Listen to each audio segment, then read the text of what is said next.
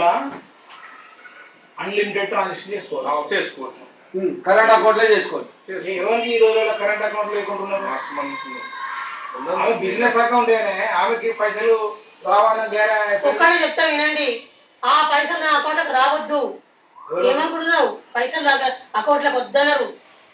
నేను ఆల్రెడీ కేసులో ఉన్నా. నేను అన్ని క్యాష్ అని చెప్పారు వాళ్ళు స్టార్టింగ్. ఇప్పటిదాకా ఆయన ట్రాన్సాక్షన్ రావు నాకు. అది మొత్తం తీసిపడేసాను, మొత్తం క్యాషే. అట్లాంటి నా కొడుకుది నాది అందరిది కరెంట్ అకౌంటే, నా పర్వ అకౌంట్. ఏడికెళ్ళి ఇదంతా దాంతా చేసి షాపులు పెట్టిన అంటారు నన్ను. ఏమన్నా చాలా డేంజర్ అది.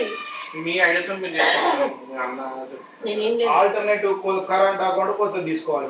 చెక్ తీసుకోండి, మీకు ఏ టైం అయితే ఆ డేట్ ఎలక్షన్ తర్వాత. చెక్కులు ఇవ్వకపోతే ఏం చేస్తారు? కట్కనంతో